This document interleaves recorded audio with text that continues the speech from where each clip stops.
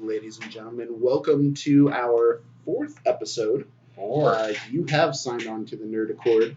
Gonna do things a little bit different again this week. It's just Wayne and I. Finding the formula, people. Finding the formula. Well, Chris and Kim couldn't join us, unfortunately. They are currently working on their two-man show, My Life with Michael. They will be playing Bubbles the Chimp and Michael Jackson, of course. what was the other kid from Home Alone? Oh, Macaulay Culkin. Macaulay Culkin. So Macaulay Culkin and Bubbles the Chimp in My Life with Michael. Look for it soon, coming to Broadway. Let's say Broadway. I think this is great. I think it's going to be. I think you might need to go to the undernet for that. You need to go download Tor, get onto the dark net. No, that's where they found the script. I mean, sure. Bitcoin, bitches. Good luck to them on that. Any kids listening, do not download Tor. Important safety tip, kids. Don't download Tor. Yeah, no Tor. Anyway, today is going to be a little Marvel heavy. A little bit. Which, I mean, is fine because, as far as the Marvel DC, Marvel versus DC continuum, most of my knowledge, and yours as well, falls in the Marvel wheelhouse. We've always been, make mine Marvel, but sure.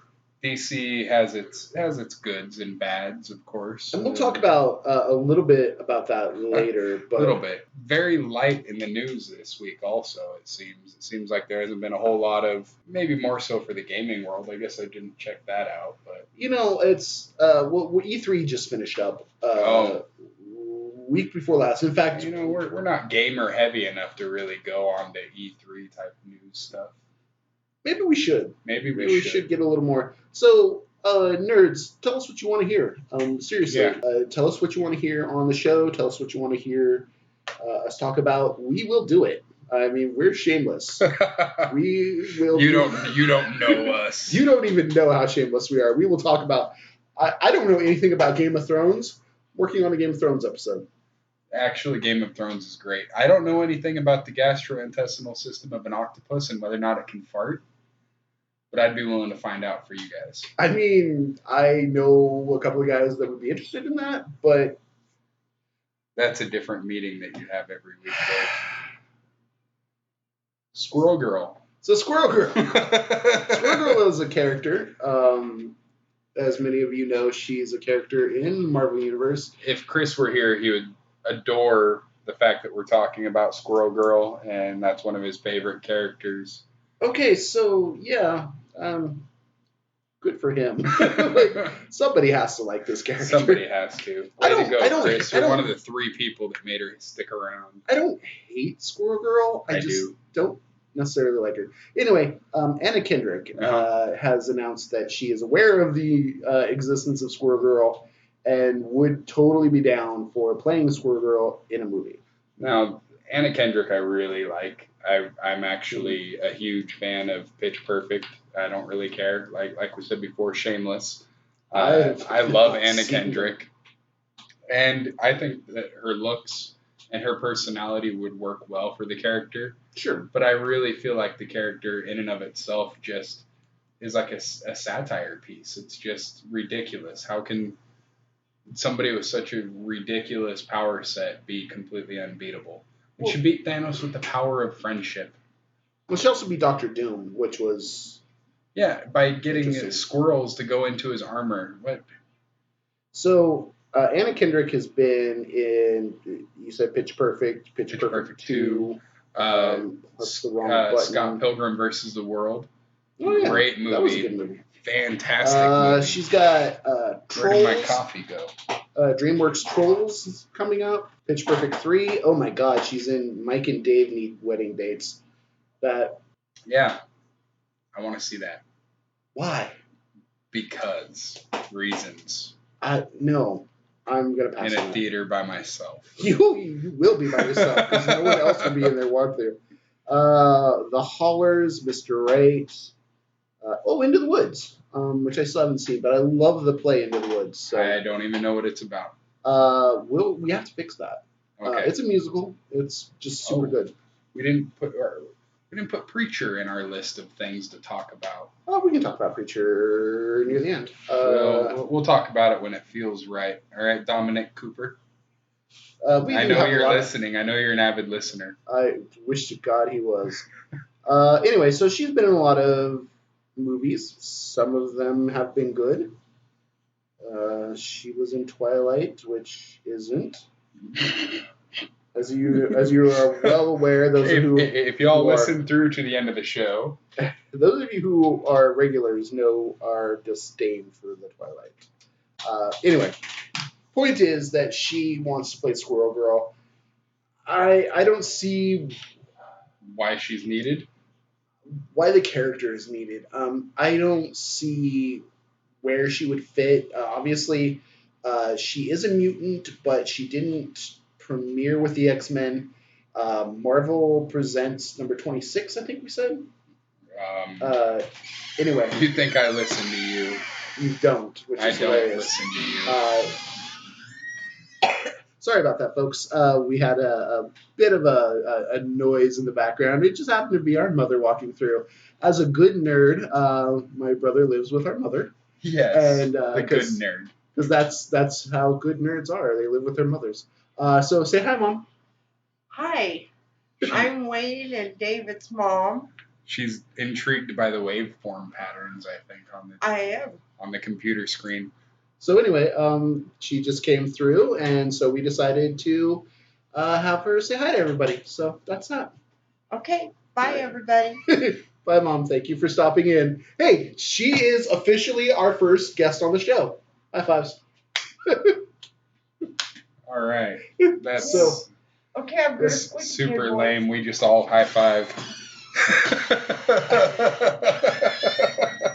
Like some team nerd family. Yay. So yeah.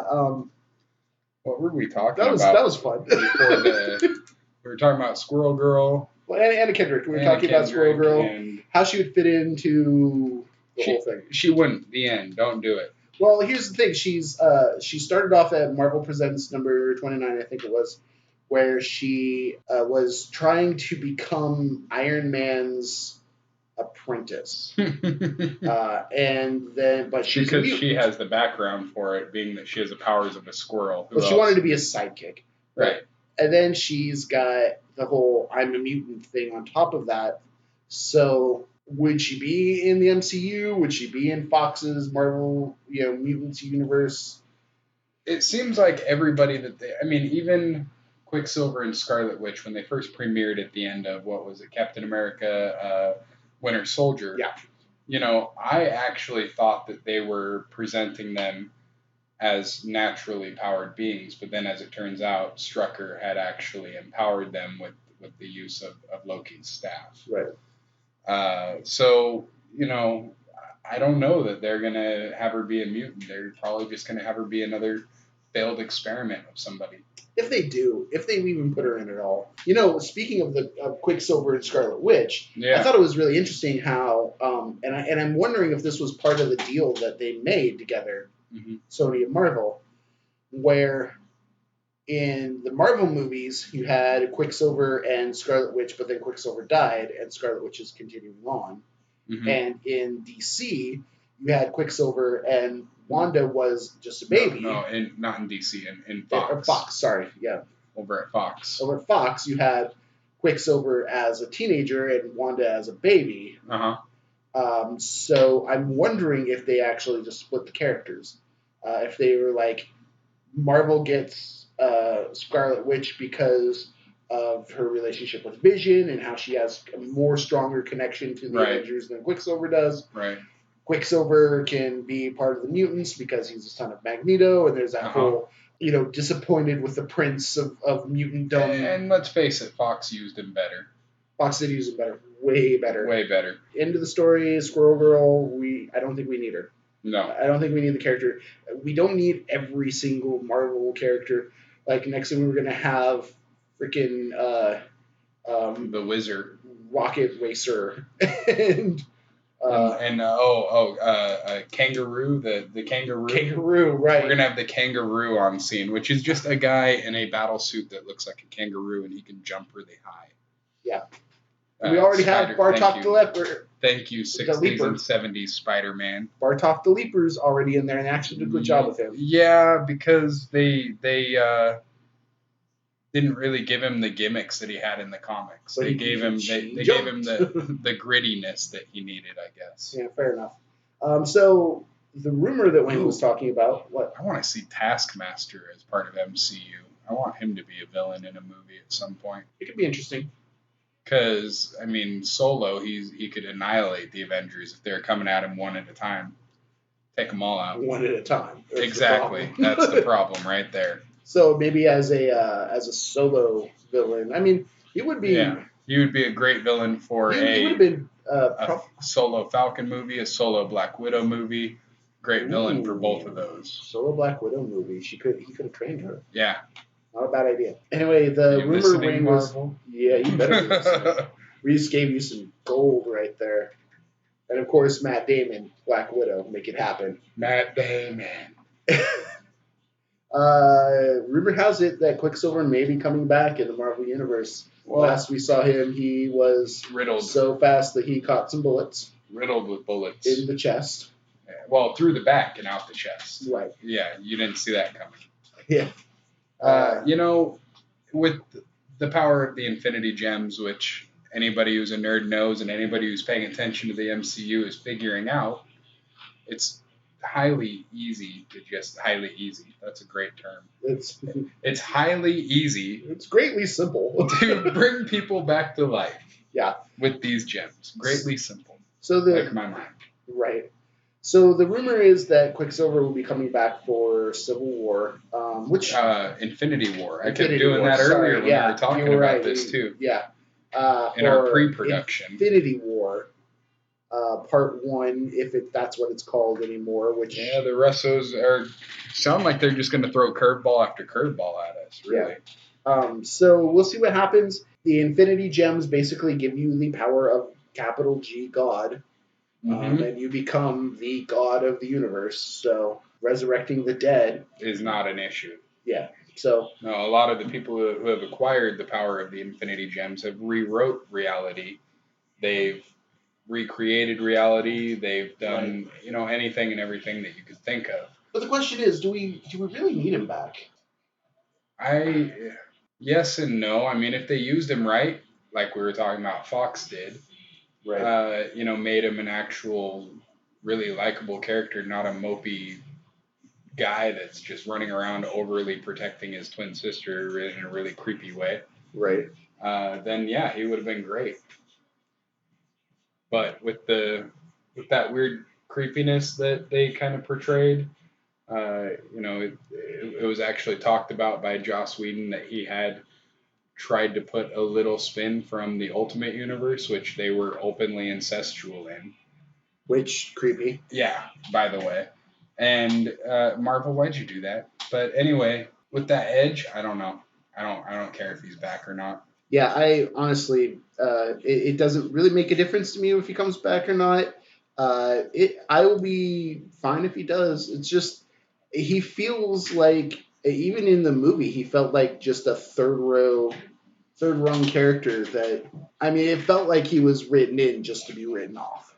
He was a person that was put there to make you feel more emotionally connected to his sister, which is fine. Yeah, and it was Scarlet Witch is the better of the two characters anyway. So I'm right. Sorry, Pietro. We don't really care. At least over here at the Accord. The Accord has agreed. We don't care. And I think the Accord also agrees that Quicksilver could not beat Batman. Wait. No, he couldn't. Yeah, he couldn't. But we'll talk about that later. One thing I do want to talk about real quick is Facebook page is currently sitting at 99 likes. 99 likes. We are almost at that peak of 100 where Dave said that he would run through Springfield with yogurt in his shorts. I never said that. Yeah. But maybe if 100 likes. Let's make it retroactively happen. Let's not do that. Let's get the 100 likes though. Speaking of the pudding in shorts. Bad pickle. So anyway, speaking of the Facebook page, we ran a contest recently. Yes. Which was choose the next contest. And let me scroll down to it. We do have a winner. We announced the winner of that contest last. We didn't announce the winner. We announced what the winning thing was. The winner's name, if I can find it, is. Come on, we don't have that many posts on our Facebook page. Actually, well, we do. Nice. Because I post a lot. Well, I'll find his name here in a minute, but the winning suggestion was to post a photo of animals who are fighting the clothing that they're in. So that's going to be the next contest. It's a photo contest, so we want all of you to get on our Facebook page. I'm going to post a link to post a post where you can respond with these photos. And the winner is going to have their photo as the background of the next podcast. Yes. I think that's going to be a great, well, not a great, it's a lackluster. Possibly. Let's see what y'all look like. It's a lackluster prize, sure. But, you'll get seen by your photo. People. Yeah, your photo gets seen by half a dozen people. And that'll be cool. Anyway, I still am not. Oh, wait, here it is. Oh, my God, I found the name. His name is Brian Sundblom. Sundblom. Do you know who this guy is? Let me see. Brian Sundblom. No. Sundblom. Anyway, I think he might actually be somebody we don't know, which is odd because most of our people who liked our page are friends. Yeah. So I like this guy already. Yeah, I know. He has quality YouTube and Facebook searches. Indeed. Yes. So I will post the actual contest up within the next day or two with a deadline. The winner becomes the background for a future episode. Fantastic. Episode number 342. Now, it'll be within the next episode or two. So let's just do that. I ain't promising nothing. Also, I'm just going to make it a picture of an ass. When Dave's like, go ahead and put that person's picture on there, I'm just going to take a picture of my ass. The donkey that you have in the backyard. No. Guado. Guado the donkey. Open your mind to me. So we've gone completely off the rails. Open your mind to Guido, from Guado. Guado? Yeah, Is it Guado? It's Guado. There is another contest coming up soon. I'm going to win. The hosts of the Accord are ineligible. Damn it. But we've got a couple ideas that we're mulling over for more costume contests. So trying to get everybody as involved as possible. Yeah. So speaking of being involved in things, we talked about Captain America a couple of weeks ago. Yeah, that was last episode we talked about. It wasn't last episode. Wasn't last episode? No, it was like... Oh, you're right, because Kim and 3-4 Chris were there. And that was Captain America #1, where he's revitalized, young again, and hailing Hydra. Yeah. Right. So it turns out that Captain America #2 has come out, and they've expounded on the reasons for this a little bit, which I think were actually kind of brilliant. You've been reading up on this. We need to go back, first of all, go a little bit back to Pleasant Hill.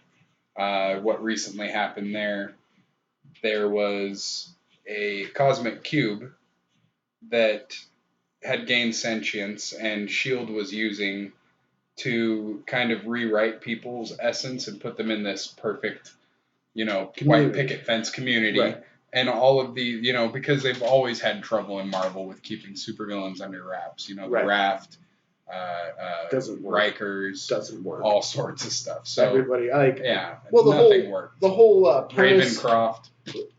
The whole premise of the New Avengers, how that started, was keeping them. The New Avengers. This was after Avengers Disassembled, when they all split apart. and then when Brian Michael Bendis took over. When Brian Michael Bendis, and created the new Avengers, Electro just blew up the prison, just decided to blow it up, and well, he was hired to do it. Yeah. And everybody escaped, and then Sentry ripped Cletus Cassidy in half, which was awesome. He didn't actually kill him though. Unfortunately, no. Unfortunately. So anywho, anyway, one of the things that happened with this new cosmic cube that gained sentience is the people kind of retained a lot of their inherent abilities unknowingly. Sure. And so they accidentally placed the Tinkerer as the town's appliance man. Well, he ends up unknowingly creating some sort of device. The Tinkerer, if you don't know, he's an old Spider-Man villain, great at making whatever gadget is necessary for whatever is needed. Yeah, he's kind of like Forge, but evil. But an evil Forge. Yeah. And so he accidentally creates this thing that turns him back into the Tinkerer, and he starts waking everybody up. The Avengers kind of get their attention. Everybody shows up for this huge battle. Kobik basically refers to all of them as toys. This girl that has the power, that is a cosmic cube. She rewrites them again, yada, yada, yada, back and forth. That happens unknowingly amount of times. We don't even know how many times she rewrote them right then. Eventually, she realizes that there are some good people here. Right. And what's going on and how she can help to fix it. And so she revitalizes Captain America and brings back his youth, and he kind of reunites the team. She, at that point, takes off. I don't want to be a part of this anymore, and just leaves. Right. You clean up the mess I made. I'm going to go pout in the corner. She's a little kid. So whole mess gets cleaned up. Then all of a sudden, Captain America's over here hailing Hydra. Well, the cosmic cube that gained sentience, as it turns out, was once owned by none other than Red Skull. In the comics, just as in Captain America the First Avenger, Red Skull at one point or another had a cosmic cube and was wreaking havoc. Captain America eventually beat him, shattering the cosmic cube with his shield, which Dave and I talked about this a little bit. Didn't really realize that vibranium was powerful enough to break something that is on the cosmic level. But we talked about it and realized, vibranium is basically placenta of celestials, which are gods that grow inside planets. And so, I guess it makes sense. Yeah. I don't know if they're going to tell you that in the movies, but that big thing in Guardians of the Galaxy, there's a baby one in Earth. Right. So in case there's any confusion as to what a cosmic cube is. Yeah, that should probably have been explained earlier. Few items in the universe could ever compare to the sheer power of the cosmic cube. Yes, I am reading this off from Marvel Universe Wikipedia. Basically, it's a cube that is made of X element energy. Some of them are highly evolved Skrulls, actually, who evolve into these cosmic cubes, but they are, whoever holds one can reshape reality. So having a device that allows you to reshape reality, and then suddenly have it gain sentience in a childlike form, can be frightening. Frightening is only the beginning of. Well, the thing is that S.H.I.E.L.D. was trying to use the cube. Right. Little did they know that this cosmic cube, Kobik, was actually the same cosmic cube that Red Skull once owned. Right. And wants to help its old owner. Right, because she is actually very loyal to its old owner. Right. So she wants everybody to be happy. That's what she said several times in Pleasant Hill. As it turns out, the only way that she believes they can be happy is to be serving the Red Skull, to be hailing Hydra. Right. And so when she actually brought Steve Rogers back, she rewrote his history. Yeah. So at that same moment. So this explains why all of a sudden Captain America's backstory is different, how he's now an agent of Hydra, and how he has been since the dawn of time. He was rewritten by a godlike child Yeah. that wants to make its daddy Red Skull happy. Yeah. Now, mind you, I like this. I Yeah, think this is a great idea. It is. I think that as far as reasoning, they didn't like destroy it, make it so that, well, he always has been. That's just the way it is. Yeah. They it's something that can be fixed. Mhm. Although I don't know that they should, honestly. I think that maybe it should become a personal struggle of Captain America now. That he should have to, just like many of us, we're all born with certain things that we have to overcome about ourselves. Sure. Whether that's personal hatred that we know is from an ignorant source, or which would be, the same thing as Hydra. There are some psychologists say all of us are inherently racist, and that's something, just a personal problem that we have to overcome through personal growth. And Marvel has always been a piece of social commentary. Yeah, we were talking about that a couple episodes ago. Which is where this came in. Yeah, I agree with you. I think that it should be. Yeah. I think the best way for them to go about this would be for Captain America to realize that he'd been manipulated, but not changed back. Mm-hmm. Realize that, oh crap, my history has been rewritten. This is not who I was. Right. It's who I am now. Do I want to stay who I am? Or do I want to try to find a way back to what I was? Right. And that sort of I've seen the similar path taken several times, with Winter Soldier. Right. Harley Quinn recently in the comic books, she realized that it's not the type of thing that she was tricked into, that type of relationship with Joker. And that she sees it now for who she is. She sees it as an abusive relationship. Well, even Spider-Man, when Doc Ock was in charge of his body, Dr. Spider Octopus. Dr. Spiderpuss. Dr. Spiderpuss. Dr. Octobeater. Like Dr. Spiderpuss. Octobeater. Octobeater. Octobeater. Peter Tavius. Yeah, Peter Tavius. Anyway, he was like, dude, I'm going to be the best Spider-Man that there is ever, and and he was for a long time until his egomaniacal side took over again, and he just things started going a little south, and that's the thing about Peter Parker, is that when things went south, that's when he was able to go above and beyond whatever anybody ever expected him to.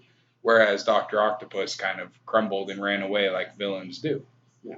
So that explains Captain a lot. America. That explains a lot about Captain America and what's going on with that story. Yeah. I think it's a great idea. I'm very interested to see what's going to happen. Oh, that's right. We were talking about those personal struggles, about the choices made. Yeah. I do think that it would be probably one of the better ones to have Captain America do that, struggle back from that dark side. No, I agree with you 100%. Because we all know America looks up to Captain America. I don't care who you are. We all look up to him. Hail Hydra. Him saying Hail Hydra, there's such a fury about it because of how emotional people feel about it. Right. Even today. No, I think it's brilliant, personally. Anything that makes you think, I like. Yeah. I think we talked about this last time, how my criteria for movies is I have to has to connect to me on an emotional, intellectual level, and to be entertaining, or else it's just not going to work. Right. And make you think. Yeah, intellectual, emotional level. Yeah, and that's what this story is doing. It's connecting on those levels that I'm really enjoying. Speaking of Marvel and things that are going on there, we're all things Marvel today. Yeah, it's going to be really Marvel heavy, like I said, but that's okay. Mainly because we're into Marvel, like we said. Sorry, guys. Civil War II. Civil War II has gotten interesting. Yeah, Ulysses, this guy that can see into the future. He doesn't really control it. He doesn't know how it happens. He's an Inhuman. The Inhumans and S.H.I.E.L.D. have began working together, in case you guys didn't hear this last time. And they were able to stop the end of the world, essentially. Iron Man said, hey, how are you guys able to do this? And they said, hey, this Inhuman here can see the future. Right. He didn't like it. It was very Minority Report type thing, because he could tell who was going to be bad at some point, even though that person wasn't being bad right now. Right. They were using it in a way to stop prevent crimes before they happen. Yeah. Which is very much a civil liberties kind of thing. Yeah. I mean, if I knew that, like, somebody I knew had the potential to become a murderer, does that mean I should stop them now? Right. And, possibly be causing a crime myself? You know what? Philosophers have been asking this question for eons. Well, now... Well, maybe not eons, well, but now it's become a part of this. So... It really is a part of this. So Tony Stark gets pissed off about this. Really pissed. He tells them that they should shut it down because it's not a good idea. They don't. Of course they don't. Ends up with Rhodey. James Rhodes getting killed by Thanos. War Machine in the comics, for those of you who are paying attention. Ends up dead. And, dead. Like, blown a hole through him with a big fiery punch of doom from Thanos dead. I mean, sure, he's going to be back in a couple of years, but for now he's dead. Either that or like an offspring that we didn't know existed. He's just going to be like which has led to him being Tony Stark getting really pissed and just waging personal war. At the beginning of the second issue of the core story of Civil War, he shows up at New Adeline. Right. And he just breaks in, beats the shit out of Karnak, flies off with Ulysses. Oh, by the way, spoilers. Spoilers. Karnak does not stand a chance. It's really great, actually. It's a rather brilliant thing because Karnak and Iron Man are facing each other down, and Iron Man says, I've heard about your gimmick. You find weaknesses and you exploit them. I have none. And then he proceeds to destroy Karnak, which was great. He takes Ulysses back to a lab somewhere. Don't know exactly where. I'm sorry. He said he didn't have any weaknesses. No weaknesses. At which point Karnak just pulls out a bottle of scotch and just like, I know your weakness. He's got like scotch, a syringe of heroin, and an Indonesian hooker. And Tony Stark is just like, it's a party. And you found my weakness. No repulsors needed. Anyway, moving on. Sorry. So, anywho, he and his new computer AI, Friday, are analyzing Ulysses' brain, and he's just drilling Ulysses. How does this work? How do you see things? I'm about to go to war with all of my friends and a nation. I need to know what I'm up against. Right. And Ulysses is just terrified. I can't control it. He's freaking out. Friday is watching his brain waves and his adrenaline levels and everything, and tells Tony to hit him. So Tony goes to punch him, and he kind of like screams and falls down a little bit. He's scared. And that's when the Inhumans and S.H.I.E.L.D. show up. At this point, Carol Danvers, what's her name? Captain Marvel. She's requesting that he give back Ulysses and stand down, you're under arrest, yada, yada, yada, all that good jazz. Tony and her have a, back and forth for a few minutes, and then Ulysses, his eyes erupt and he screams, and everybody sees the same vision as him. His powers had never gone this far before where everybody sees it. But the next image, which really pleases Dave and I, so much so, that everybody sees is a giant, ragingly pissed green Bruce Banner Hulk destroying everybody. The World Breaker Hulk is the World Breaker Hulk, and he has Thor, Goddess of Thunder, is down at his feet.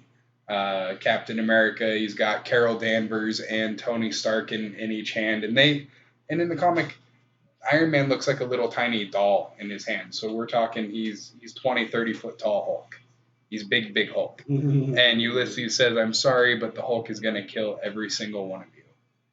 And then the issue ends with Carol Danvers walking into a room and saying, Miss Dr. Banner. And Dr. Banner looks up from his little microscope thing and says, yes. So that makes me happy. But mind you, this is only issue 2. We've got 5 more to go. This could be, the World Breaker Hulk part could be not the central focus, is what I'm saying. It could be. You're right, and it could just be a side note for all we know. But it could end up being like the central thing, and it could make. I mean, either way, having the fact that Hulk is back. Right. So we don't really know what's been happening with him since. No, Dr. Banner, I think, has just been in a lab. He just became, he got lost in his work again. That's what he always wanted to do. Well, I mean, he always wanted to just forget it all and go back to work. Which would be great, except for not great for me because I want you to be Hulk. Because Amadeus Cho just doesn't cut it, Right. He could stay totally awesome Hulk. Yeah. Actually, when I told Dave about this the other day, he was like, "Oh, so Amadeus Cho, the totally awesome Hulk, doesn't even matter anymore." Like I don't even care. I don't care. Yeah. We both talked about the fact that we hate that Amadeus Cho was the new Hulk because Hulk is not a title you pass on. Right. He could be another Hulk. Right. But he cannot be Hulk. Right. Yeah. No. But so yeah, Bruce Banner, World Breaker Hulk, back, so exciting. Or excuse me, seems to be coming back. Yeah, seems. We'll see what happens. It said next issue, and the cover showed World Breaker Hulk in the armor that World Breaker Hulk was wearing, even though Hulk doesn't need armor. Right. But it made him look scary and barbaric. It's super. The '90s, they put guns in Hulk's hand and bunny slippers on his feet. Remember that? Yes. No, 2016, we're giving you, 30 feet of raging power, and that's it. No other weapons needed. Exactly. Agents of S.H.I.E.L.D. I actually just finished last season. Finally. Oh, man. And the character of Ulysses actually shows up in that season of Agents of S.H.I.E.L.D. Now, his power... promptly dies. In the second episode he was in, they killed him off. His thing was... whenever he touched somebody, they saw somebody's death. They didn't know if it was their own or somebody else's. A lot of times it was somebody close to them, and then sometimes it was just another death that they were bound to witness. Yeah. So in the show, his powers weren't randomly activated or seemingly randomly activated. No, they were activated when somebody touched him. Yeah, and it was a great season, wasn't it? I thoroughly enjoyed it. It was the best season so far of Agents of S.H.I.E.L.D. Yeah. Jeb Whedon and Marissa, what's her name? I always want to say Trachtenberg, and I know it's not Michelle Trachtenberg, although hi Michelle Trachtenberg. Marissa something. Because she's listening too. Yes, you are. While filming Euro Trip 2, because that's my dream. With you in it. With me in it, yeah. Right. Euro Trip 2. Now with more Wayne. Now with more Wayne. With 20% more Wayne. And it would have to have Matt Damon in it again. Of course. To sing that Scotty Doesn't Know song. Right. This is the second time I've referred to Euro Trip on this. In about every episode, we refer to Matt Damon at some point. You have to refer to Matt Damon at some point. Otherwise, it's not a podcast. Didn't you read the necessary... I didn't. I missed that. Yeah, I'll send you a link. Is that like clause 15? Yeah. Must mention Matt Damon. Subsection 3. Oh, see, yeah, I stopped about 14. Damn it. Tie-ins. Tie-ins. So one of the things that Wayne and I were talking about when we were looking at the Civil War. We were doing a little research on other things about Civil War. Dear God, went to the Wikipedia page. 4,700,000. They've made miniseries as their own personal tie-ins. So like Spider-Man 1 through 4, Civil War number 2 tie-in. Like it's a new comic book for this. It's not even a tie-in. That's not a tie-in. No. That's a companion. Right. Not a tie-in. So a tie-in, as far as I'm concerned, there should be at least, or at most, 4 or 5 for a cross company Here's event. The thing. And it should only include the people that are most involved. Here's the thing. Back in the day when these big events would happen, Contest of Champions, the Crisis on Infinite Earths, we could even the original Secret War, Onslaught. The original Onslaught in the 90s. Onslaught, sure.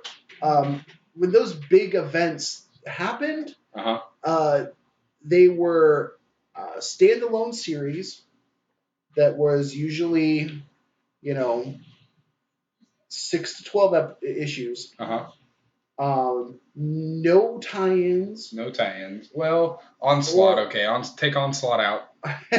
No tie-ins to other Contest of things. Champions, Secret Wars, the first Secret Wars. That's that okay, you did? Yeah, I did say that. Okay. Yes, I did. But then after it was over, then the effects of it would be felt throughout Spider-Man now has a black suit. Actually, the black suit debuted before Secret Wars number 7 or 8 is the one where Spider-Man gets his black costume. The black costume debuted in Amazing Spider-Man before Secret Wars.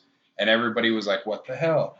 And the writers wanted it to be just a complete and total mystery. Like, they didn't know why he had a black suit. Like, they didn't even... we'll post... something. We'll look into that one. Look at the original, the first appearance of the black suit. I'll put that in the comments. Right. Let me write that down for a note, Right, then I'll forget. The notey notes. Well, if I don't, yes, the notey notes. So we'll miss you, Chris and Kim, who are currently on a Bahama Island excursion.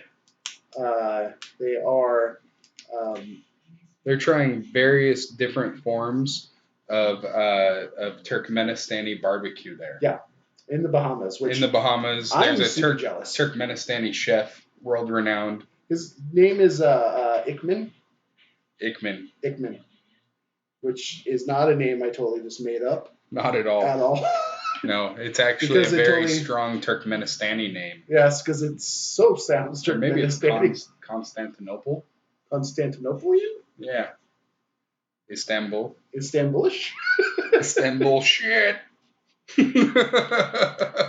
So, comments. Black Suit Spider-Man, first appearance. So back in the day, they didn't have as many tie-ins. Yes, there may have been an occasional connection to a comic here or there, but usually they just had the event. It was a standalone thing, and then the effects of it were felt after the event ended. Or, So basically what we're saying now is that the downloadable content trend that came within games is now hitting the comic book market. I think it hit the comic market first. You think it hit the comic market first? I think it really did, because in the mid-90s we were just everything. And it really, I feel like, and I'm basing this just on my experience with comics and my own brain, so I could be completely off. I feel like it started with mid-90s Spider-Man, where they had like 6 titles, and you had to buy every title. The Clone Saga, is that what you're talking about? Well, yeah, it started with that. You had to buy every title to get one story a month. And instead of because if you only bought one title, it would have, because the story would resolve itself in that month in the 5 or 6 different titles. Right. So you had Sensational Spider-Man, Peter Parker Spider-Man, Amazing Spider-Man, Just Spider-Man. There was Spider-Man Annual, if that came out that month. No, there was Sensational, Spectacular, Amazing, Peter Parker, the Spider-Man. Just Spider-Man. And then but that was an origin one. That was it was still the same though. It was all part of this. That's so insane. You would have like 6 books, and if you just subscribed to Amazing Spider-Man, this month you would get part 3 of this story. The next month you'd get part 3 of a different story. Right. And you had to get every title. It was a way for the comic companies to make certain that titles that were struggling got boosted, and it increased their. I think it was a value. Good idea for the time being, because at that point Marvel was ready to go under. I mean, in the 90s, it's pretty well documented. I think this is part of why. It's why I gave up on them. Well, maybe. I stopped reading comic books around this time, and it took a while to get back to them. Yeah. But I pretty much stopped for a very long time, because that was part of it, because storytelling was becoming just this crappy, I'll tell thing you. of the I'll tell you week. what happened. Eric Larson took over as editor in chief of Marvel in '95, Well, that's and not the problem. then and then everything went to poo poo. Well, so Maybe it wasn't '95. I'll look Anyway. that up too. the point is that I think that's how it started, and now every event has to have, every comic has to have its own tie-in to it as a way to try to boost sales for those months, Yeah. which I think is ridiculous. I don't think you need this many tie-ins. It would be great to see just a standalone. Here's the story. Avengers Disassembled did that, where it was just in the Avengers titles, but it was a huge thing. Sorry, the boop went off on the computer. Wade is getting messages from Facebook. Yes, it's my Hi, girlfriend. Wendy. My girlfriend's sending me pictures, several pictures, on Facebook. Love you too, honey. Hi, Wendy. So anyway, because speaking of women and our show, Women in our show. yeah, we've only had one woman on our show so far, and that was today. That was our mom, dude. But here's an interesting fact. For our first couple of episodes, Yeah. we had more people who identified as female listening to our show than male. That's because of my sultry voice, Dave. Are you sure it's yours? I'm sure it's mine, Dave. I mean, that's probably true. You're hurting me, Dave. I got the looks, you got the voice. I'm trying to do the Hal thing. Yes, I noticed. Oh, damn it. Shut up. I noticed and I ignored. Stop. You're hurting me, Dave. It was 55% female and 45% male. That's actually changed now. It's flopped. Oh. 55% male and 45% female. To which I have to say, ladies, come back to us. Flopping voters. Damn you, flopping voters. We love our nerd ladies. I mean, not even in that way. Well, I mean, totally in that way, but not always in that way. Respectfully in that way. Anyway. Going to fully withdraw my foot from my mouth. I think there might be some nerd women out there that can get mad enough to beat up Batman. Well, first off, let's finish up with this thought of too many tie-ins. There are too many. I don't even know where we're going. I'm trying to keep us in line. There are too many tie-ins. Too many tie-ins, people. And we don't even know what's going on with DC and their tie-ins, but they just had Rebirth. They're doing the same thing. Well, yeah, they just had Rebirth, and every single issue has Batman and then Batman Rebirth. Yeah. And they're completely I guess different series. So too many tie-ins. It's all a money grab, and I'm sorry, I don't need it. Because we've been talking a lot about Marvel, we decided to add in a little something about DC. And that is... I've tried to go at it like 3 times now. So, Dave? Batman. Batman. So, Wayne and I agree with the wholeheartedness that Batman is unbeatable. My favorite character in all of comicdom is, of course, Spider-Man. Me too. And even Batman can even beat Spider-Man, guys. Like, hands down. Okay, we've argued about that one. I say that it would take Batman and the whole Bat family. I say it takes Batman alone because it's happened. Because in the Spider-Man-Batman crossover where Joker and Carnage teamed up. Yes. And Batman took out Carnage with a series of punches and kicks. Batman rules. Batman takes out everybody. With a series of punches and kicks. Punches and kicks. That's all you need. You need your bat brains, your bat fist, your bat belt, and your bat cojones. That's all you need. So I think I already put in my whole, as long as Batman does not know that the fight is going down, as long as he knows nothing about Spider-Man and the fight just happens, then I think Spider-Man could solo Batman. I think within a few minutes of the fight... Oh, absolutely. He would find out about it. He would have enough information to turn it around. Spider-Man would have to put him down within Seconds. 60 seconds. Tops. Yeah. And Batman's not going down in 60 seconds. He's not gone in 60 seconds. It depends upon how close Catwoman is. I mean... Meow. Why did you meow, Dave? That's creepy. That was you, dumbass. So, I think Ozymandias from The Watchmen. Oh, yeah. Who do we think could actually beat? I think Ozymandias would give him a run for his money. I don't necessarily think that he would beat Batman physically one-on-one. You think he'd outsmart him? I think that he could outsmart him. Ooh. Not necessarily outsmart him to the point where he kills him, but outsmart him to where, hey, you know I won. Just like he did in The Watchmen. He outsmarted the whole world. Didn't have to beat him, hey, you know I won. And then you just have to kind of honorably be like, you won. Yeah. Son of a bitch, you won. Who else? The one my biggest one I'm saving for last. Yeah. Go ahead and I think a lot of people are going to say Black Cat. Not Black Cat, but Black Panther. Say that he is the Marvel version of Batman. But he's not. I can see where the connection is. You know, both billionaires, both have animal-themed costumes that are black with pointy ears, both use gadgets. Well, not even both are super intelligent.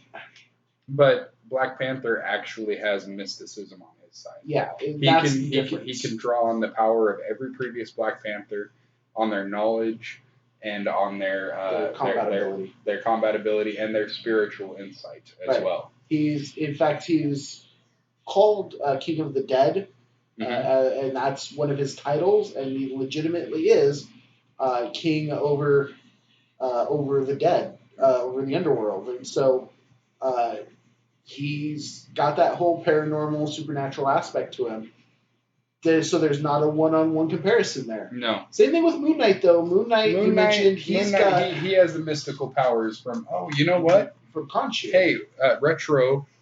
Moon Knight has been greenlighted by Netflix. Oh, has it? Moon Knight has been greenlighted by Netflix, and I think that it might be it's a slippery slope because it's a Jewish guy who gets empowered by Egyptian gods. The Egyptians enslaved the Jews for 400 years, and it's an Egyptian god giving him powers, and he's schizophrenic. So there's a whole lot of. You could anger some people. It'll be interesting to see how they pull it off. They'll have to. The comic book is great. Moon Knight is awesome. I agree. I always liked the character, and it's a shame that they never. Well, and the great thing is that he has these like different personalities that pop up, and they're based off of other superheroes. Yeah. He has a Spider-Man personality, a Daredevil personality, a Jessica Jones personality. Now, he used to be his personalities were a cabbie. A billionaire and someone you're right. else. When he first started. Yeah. So now his personalities are since he's had experiences with superheroes, is that how they're winging that? I guess.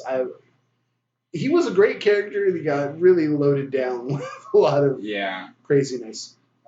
So back to Moon Knight has some mystical sides to him, so he's not really a good comparison to Batman. No, I don't think. Quite honest, there's not many that compare to Batman outside of like maybe Taskmaster. Tony Stark. Tony Stark is for yes, but he uses his intellect differently. Batman used his intellect to make himself physically perfect, whereas Tony Stark uses his intellect to create. I don't think Iron Man could beat Batman, but. As far as the Marvel comparison, I think that's probably the closest. And actually, they did. They. It's funny that you bring that up because they did basically make Iron Man Marvel's Batman during the Red Onslaught thing when Red Skull took over the brain of Professor Xavier. Right. He used Tony Stark's ideas of how to take out every single hero and used it against them, just like on. The Tower of Babel. Right, where Batman's methods of taking out the entire Justice League are used against them, and they all lose because of it. Of course, because Batman. But then Batman saves them all because Batman. Because Batman! So, once again, Batman, there's not much that a lot of people who don't understand comics when they hear people who are so emphatic about the rule that Batman always wins, they can't understand it because I think that they don't believe in the power of the human spirit. They don't believe. Maybe. I mean, that's the only thing I can figure out. How can humanity transcend anything? Well, you don't have much faith in yourself, do you? Well, it just doesn't make much sense. So in my opinion, there's only one character in all of nerd anything, novels, comics, cartoons, you name it. There's only one character that stands a chance of the one character in all of these mediums that can actually beat Batman, in my opinion, Samurai Jack. And I laughed at this earlier. Now, but you know, I'll explain because they have almost the exact same backstory. Bruce's parents were killed.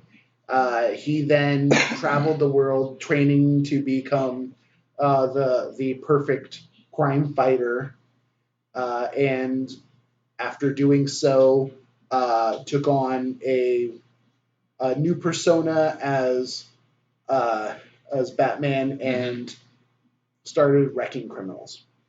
Samurai Jack loses his parents to Aku, the master of Bless evil. Bad pickle. I'm going for it. Then travels the world, training in various forms of martial arts and critical thinking. Egyptian and like he Shaolin, you were telling me earlier. Egyptian Shaolin. He also was part of a Zulu tribe for a while. He was a pirate. He trained in Russia. He trained in just every country that had a particular style of combat. He trained in all of them. And then at the end was given a magic sword in which he then kicks the evil's ass, then gets sent into the future, which, okay, now we're varying off a little bit. Yeah. So. But where he gains a new identity as Samurai Jack and goes about crusading to defeat evil. I think that if you pitted the two characters against each other, I honestly don't know. I think it would be such a close fight that it would end up being a draw. Well, I think that with just like every other thing, they would eventually team up, probably, and actually win. But if somebody, that's always how it's written when the writers do it. But then you go and you look up some fan made stuff. There's all sorts of fan made verses on YouTube's here. On these internets, and you might find something that does something similar as far as the software that people use and create some comic book or some video game looking fights. Well, like death battles. Yeah. Or there's the live action ones. Batman's Son does we should probably link to their channels. Yeah, and we should probably, be like, hey, do Samurai Jack versus Batman. Oh my God, yes! We can ask Death Battle and Bat the Sun to do that. Yeah. Oh. Like they listen. Unlike guys, listen. Dominic Cooper and Anna Kendrick are listening. And Michelle Trachtenberg. A lot of celebrities that don't actually listen are listening. Yeah, they don't listen. But there's a reason we were talking about Samurai Jack. Yeah. The main reason we were talking about that is because Samurai Jack is back. Oh my God! I'm so excited. 5th season of Samurai Jack has finally been. So it's not a remake; it's a continuation. It is a freaking continuation. It takes place 50 years after the final episode of Old Man season Jack. 4. Yes, we're gonna get Old Man Jack. So there was an episode of Samurai Jack, and his entire goal is to get back to the past so he can defeat Aku and stop the future. Stop this future from happening. By the way, when he went to the future, Aku had taken over the world and destroyed Townsville. And among other things. Damn it. Powerpuff Girls could not withstand Aku. No. They could take him, but not Aku. Now, there was one episode where he hears about this portal, and he has to like travel by sea and then through this jungle, and then he has to complete these trials essentially. And the last one is he has to defeat the Guardian. It's this big black dude. Like, I say that because the character was kind of blaxploitation-ish. Like he was basically like Ninja Shaft. Ninja Shaft. He was like Black Dynamite. He was a bad mother ninja man. He was like Black Dynamite or some of those blaxploitation kung fu, but this dude was badass. Samurai Jack goes in to try to defeat him, gets his ass handed to him. And then the guy through the whole episode is saying, only one person will ever be able to use this portal, and you're not him. And then they keep going back at it, and he's like, I told you, you're not him. And eventually Samurai Jack is defeated and leaves, and he said, like I said, you're not him yet. And then it pulls back and it shows into the portal. It shows an obviously aged a Samurai Jack with a big long flowing beard, but he's got like a crown on, and he's like got all this, samurai armor that's just like badassery. Legit. He's got badassery. He's got badassery all over him. So thoroughly leveled up. Right, exactly. And Genndy Tartakovsky, who, I love you, Genndy. Please listen to our show. I would do anything if you listen to our show. Whoa. Genndy Tartakovsky is like this version's Hanna-Barbera. Like he has. He's our era of Hanna-Barbera. Right, our era of Hanna-Barbera. All the best cartoons, his fingers were in. Powerpuff Girls, Dexter's Laboratory. His fingers were in the Powerpuff Girls? Stop it. Now you're making things weird. Powerpuff Girls, Dexter's Laboratory, Foster's Home for Imaginary Friends. I never got into that. Samurai Dexter's Jack, Lab I loved. And Symbiotic Titan, which was the last show he did for Cartoon Network and only lasted 2 seasons, but it was damned near perfect. Then the 2 Hotel Transylvania movies. I'm just so glad he's come back home to Cartoon Network, where he's going to finish off. I liked Hotel Transylvania movies. I haven't seen them, but they're Genndy Tartakovsky, and as much as I absolutely abhor what's his name, Adam Sandler. See, I can never even remember his name because I hate him so much. And his Netflix movies are really good. We won't talk about this. Yeah, they are. Y'all should watch his Netflix movies: The Cobbler, The Do-Over, and Ridiculous 6. Or don't. Wayne approved. Hated. Anyway, to be fair, I haven't seen them, so I'm not going to say I hate them. I have heard enough of Ridiculous 6 to know that it sounds like a normal Adam Sandler comedy, which I hate those typical Adam Sandler Do-Over comedies. is actually quite the movie. I didn't expect it to be what it was. I might give them a shot, so I'm not going to say I hate them before I actually watch them. But given my history of Adam Sandler hatred, it's not looking good. Anyway, but the point is that I want to see those just because Genndy Tartakovsky did them. I think he's brilliant. He's one of the most innovative and creative geniuses of the cartoon medium. And he's bringing back Samurai Jack so we can actually get the finale. He had been trying to do a movie. He wanted to do not a live action, but an animated feature-length film, actually in theaters. To end it all? To end it all, yeah, because it ended on a cliffhanger. I actually haven't seen the end of the 4th season.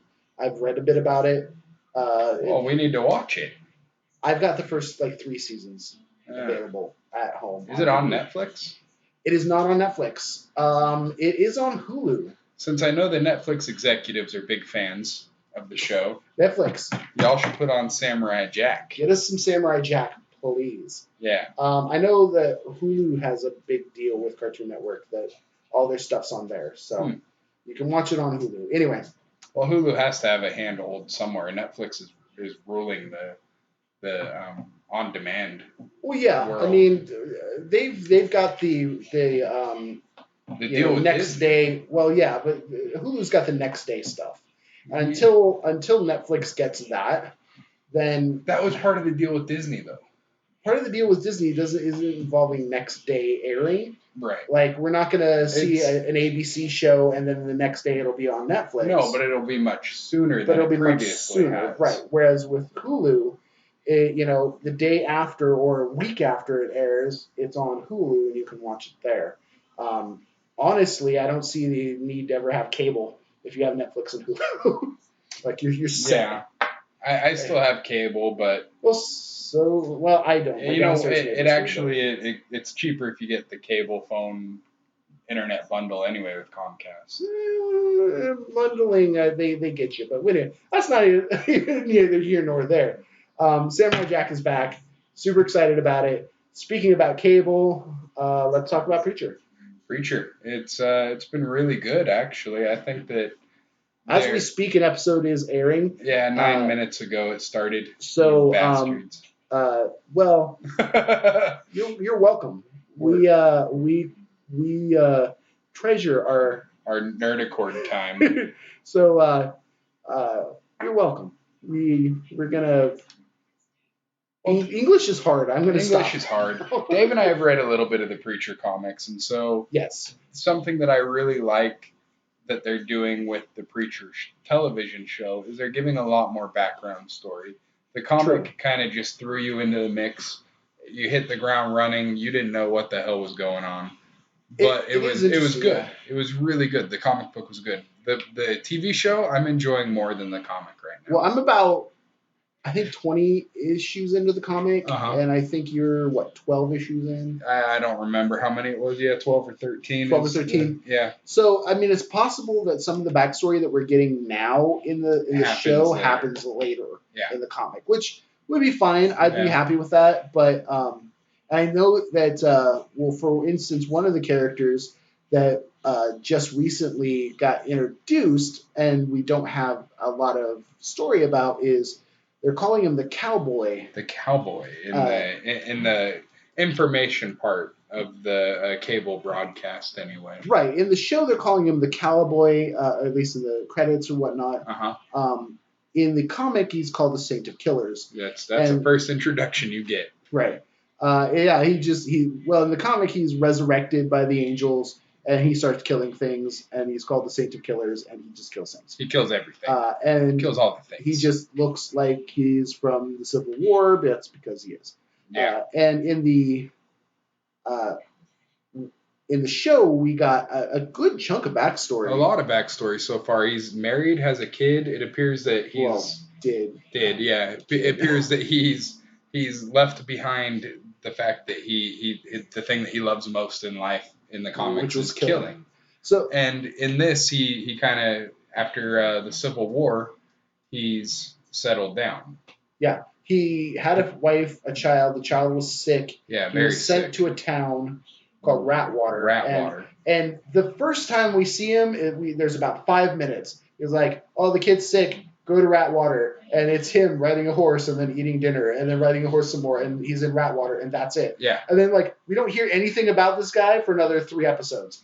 But when we do... it's great. Yeah, he gets there. He's, goes to the local pharmacy. Gets vial medicine. Yeah, and he sees some pretty disturbing things here in this fair town of Ratwater. Yeah, if you want to know what disturbing things, watch the show because they are very disturbing.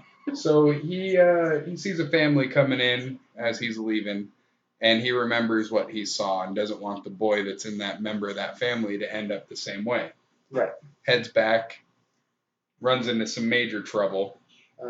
Ends up getting his ass pretty well handed to him. Pretty handed to him. Then as he's getting out of the bar, he's getting on his horse, and this guy comes out and says, I remember you. Who is a preacher.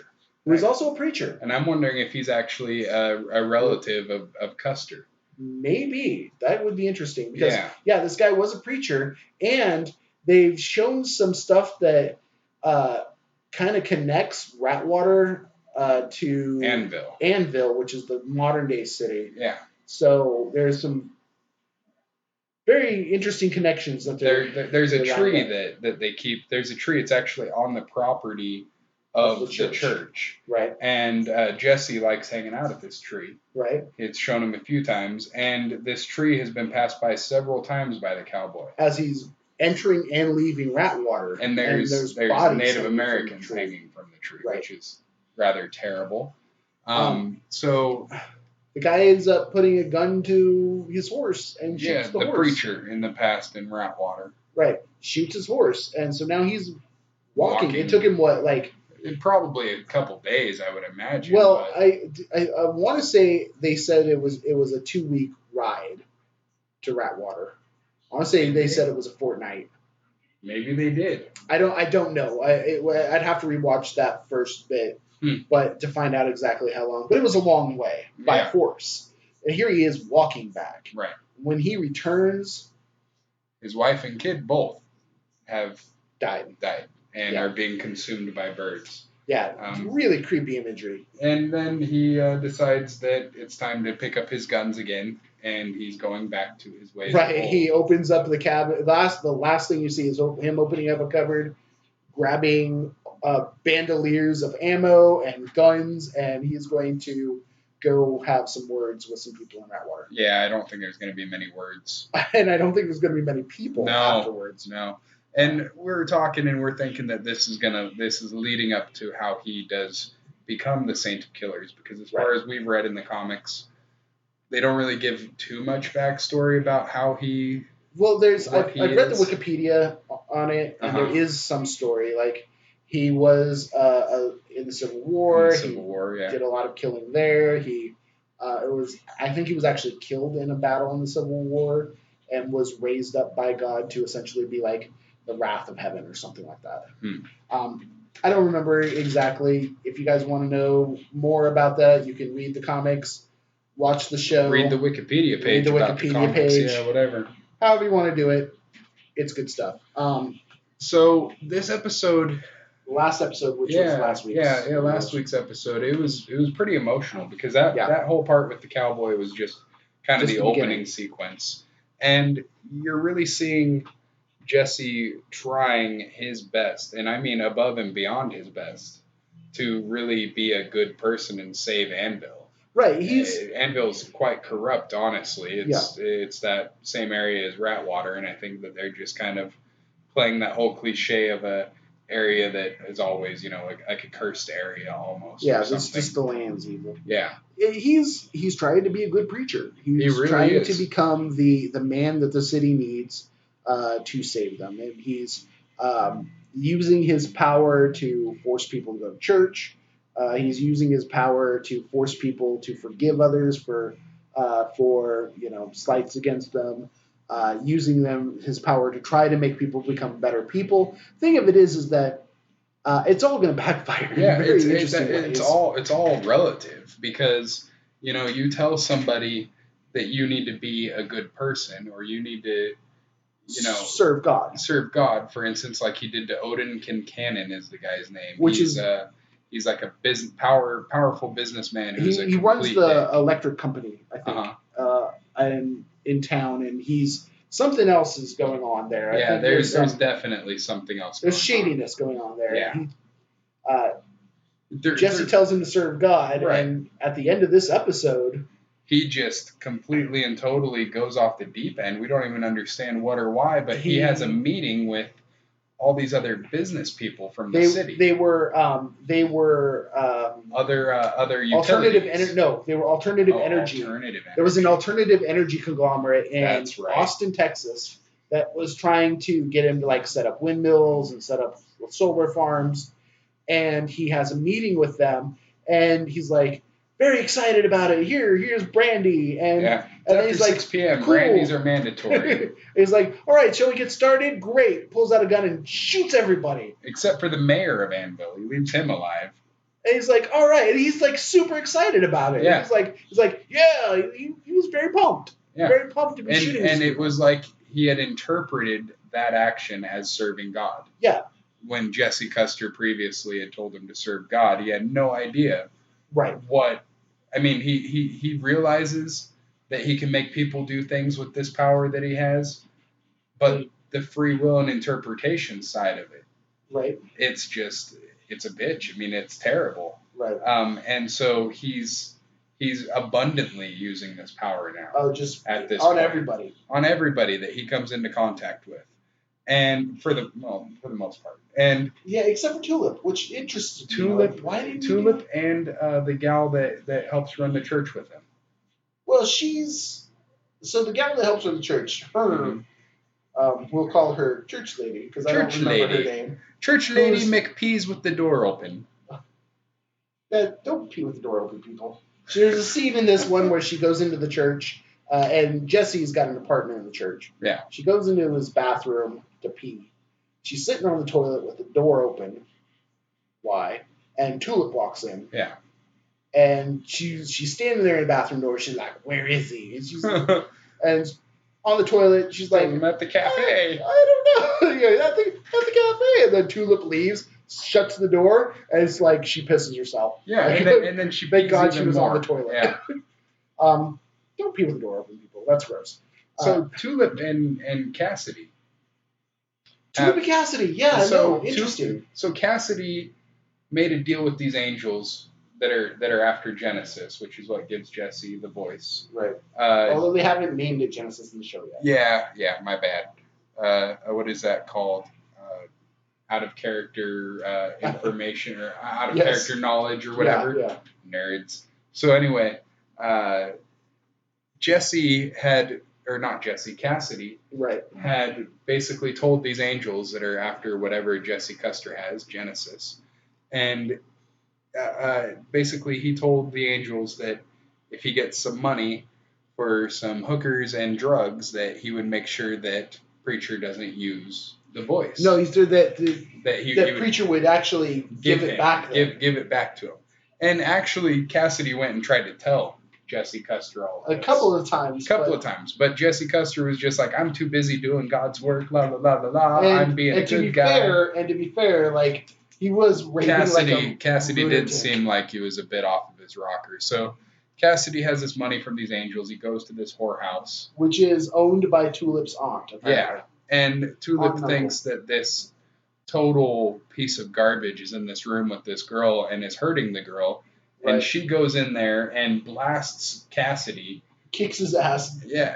Out a window. Yeah, that's right. She kicks his ass out a window. He's cut. He's bleeding. His jugular's all torn open. They're taking him to the hospital, and she's like cradling this vampire's head in her arms. She's like, "Don't die on me." He's like, I'm fading out. Oh, it's getting cold. She's like, smiling. What can I do? And he's like, give me a last kiss goodbye. Yeah. So he totally cons her into this kiss. Right. They get to the hospital. He drinks some blood and he's fine. Yeah, totally. She finds him after downing the blood, and he's just like all healed up. Yeah, he went into a room that is storing blood. Because every hospital has a blood storage room off from the waiting room. Yeah, no, it's just right by the bathroom. Normal schematics for the hospital. So he gets some blood, type O positive or whatever. Type drinkable. And he's fine. She finds out that he's a vampire before anybody else does in the show. Right. And except for the angels. Now they're hooking up. He asks her for some drugs, and for whatever reason, it doesn't really give her motivation. But she basically goes and agrees to get him whatever he needs. And at this point, I feel there's some really lazy things that happen with the writing. Yeah. So up to this point, she is the only her aunt is a black lady also. I don't think so. No. Okay. Yeah. She's the only black person in Anvil so far who wears a black leather jacket all the time. Right. And she goes to rob a pharmacy and just puts on a ski mask that still shows the skin around her eyes, her neck, and everything, and her black leather jacket, and it's really lazy. There was no hiding the fact that it was her stealing the opioids for the vampire. I mean, yeah, if I was the only white person in a town, I'm probably not going to rob a bank. That's true. But you're not Tulip's a badass. Or rob a corner store and be like, well, who did it? Like, it was the white boy. Well, obviously. Oh, we know where he is. He's over in the white boy neighborhood. Population of 1. So that got weird. It did. But, yeah, no, I understand what you're saying. And it was a little bit lazy for that scene. But, that's one scene out of, 7 episodes now? The movie has been brilliant. Or the show has been brilliant. 4. It's only 4 episodes, yeah. But they've packed so much in, it's just been amazing. It feels like 7. The angels have been practicing a dialogue with heaven, because heaven's been calling the angels. Right, so the angels have this box that's essentially a phone to heaven. Yeah. So that they can call in, I guess, when they contact their superiors when they find the voice or whatever it is that they're going to call it. Let's just call it the voice. The voice.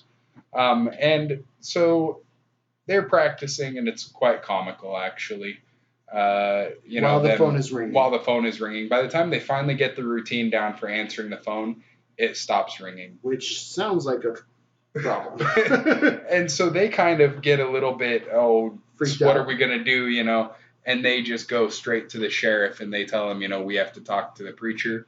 We're from the government. That's what they had told him before. Right. And the sheriff is a little bit of an idiot, so he doesn't question anything. And they get to sit down and talk one-on-one with preacher.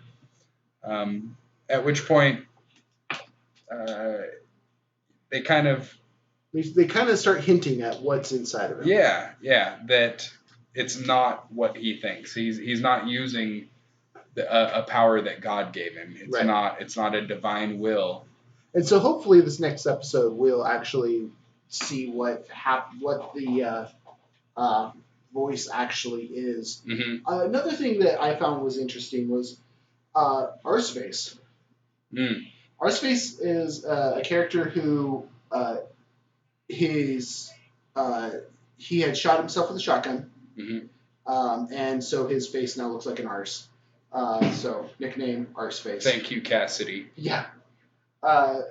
In the comics, it wasn't Cassidy who gave him the name, but anyway. Oh, really? I think it was I think it was already his name. The point is that his relationship with Preacher and relationship with his dad is way different. Mm-hmm. In the comics. In the comics, his dad is just riding him and just hates him from very first time. He doesn't even talk to him. Right. I mean, the first time that he talks to his son in the comics is literally him telling his son to get him his gun so he could blow his own brains out in front of his son. Right. And his son is just ecstatic. Oh, my pa needs me. He needs my help. And that. Well.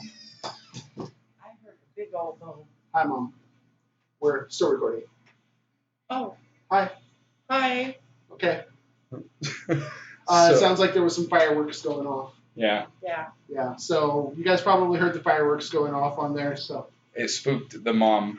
But anyway, so in the comics, he's just a terrible, terrible father. And in this, he actually seems like he cares, at least until this last episode. A little bit. He seems like he was like struggling with whether or not to embrace his son as he is still, right, or to shun him and hate him and everything.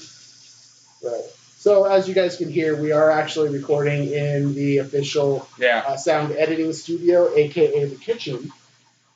So as soon as Mom is done getting her water, it's a waterfall.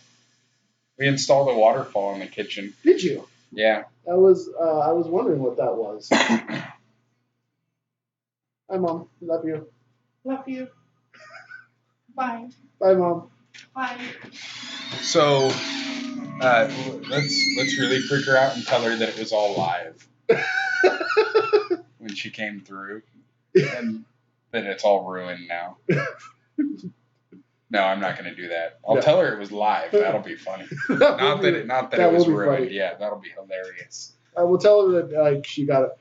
Leave a comment on the comment section, but be nice. This is our mother. Leave a comment saying hi to my mom. Just say hi.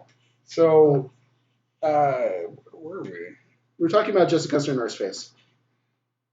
Their relationship, in the comic book, they didn't have too much of interaction before what went down. So I don't want to really ruin that for people who want to watch the show, because I'm pretty sure that Arseface is leading down the same path. Yeah, eventually. I'm interested to see, because in the comic, Arseface and the Preacher didn't have any actual connection until the very end. Yeah. And in this, they almost seem like they're friends. Right, and that's part of Custer really trying to be a good priest and trying to save Anvil. Right.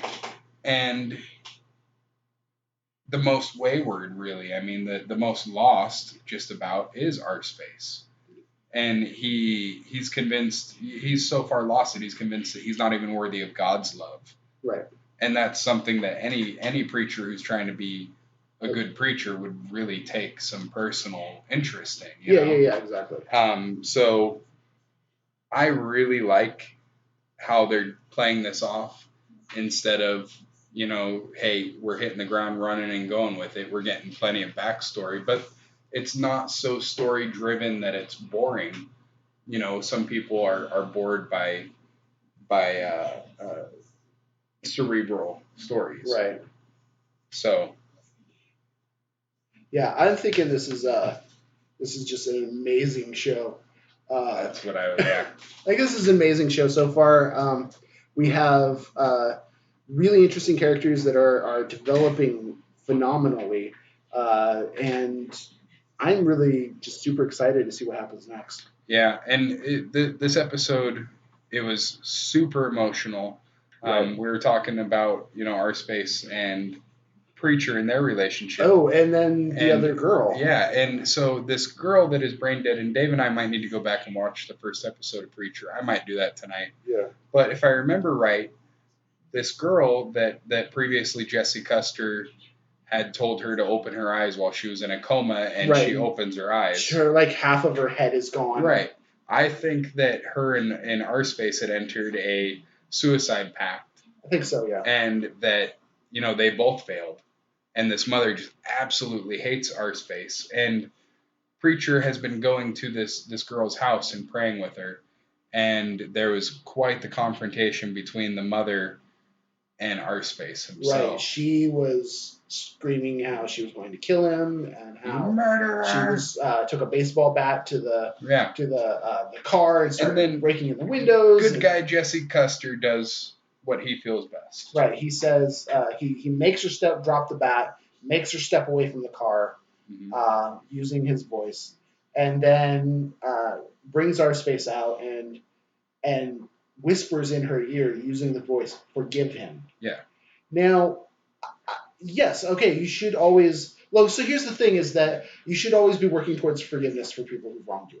It's something that. And it's not always for them. Well, it's not always for them. In fact, it's bigger for you. I don't think forgiveness is ever for the other person. Yeah. I honestly don't. I know there's people in my life that I struggle with working on forgiving. That the wronging was half a lifetime ago, and they're not even in my life anymore. But me forgiving them is about finding peace for myself. Yeah. And not a reconnection with the relationship or whatever. And that's something that's important. Forgiveness does not equal being part of that person's life. Right. Forgiveness doesn't mean forgetting. Yeah. Forgiveness means finding peace with yourself and finding peace in the world, essentially. Even as so much as you can find with the other person, yes, but it's really selfish. But we're back to the fact that the voice is going to backfire in some way. So yeah, how is that going to happen on that woman? But that's the one that when I saw that, it's just that was the one that hit me the most. Scary. Yeah, it was, because the look on her face, because she gives him a hug, Uh-huh. but the look on her face is all, I don't know why I'm doing this. Mhm. I don't know what I'm doing. I want to murder this kid, but I want to forgive him too. Right. So somehow that's all going to backfire. Yes. Harder, I think, harder than telling, or at least in a more personal, like, dramatically personal way than the guy who ended up shooting up a bunch of people to serve God. Yeah. And and then we were talking about the emotional side of this story and how the sheriff wasn't as harsh on Arseface in the show as he is in the comic. But then in this episode, we really see, Arseface is really trying to be a good son. A good son. He's cooked his dad breakfast before work, and he's trying to get his dad to eat, and his dad just, throws his plate off to the side and tells his son that if he really wants to help, he should finish the job, referring to blowing his brains out. Right. Because earlier in the episode, there's somebody had broken into a lot of the people, house. like most of the town hates Arseface, and somebody had broken in the house, painted, finished the job on his bedroom wall with an arrow that pointed to a shotgun that was leaned up against the wall. And then the father goes and tells his son to do what everybody says and finish the job. And that's how the episode ended, I think. It was, no. But that's how that scene ended with him. And then he started cleaning up the breakfast that he made. I mean, this sheriff is one of the biggest pieces of garbage I've ever seen. Right. And they did pretty well giving background to the point where the comic book just hits the ground running. Right. So overall, I think this show is great. Yeah. And it should stay on for a long time. But given what we know about what happened between Arseface and his dad, still a better love story than Twilight. And with that, my friends, we'll say goodnight and see you next time.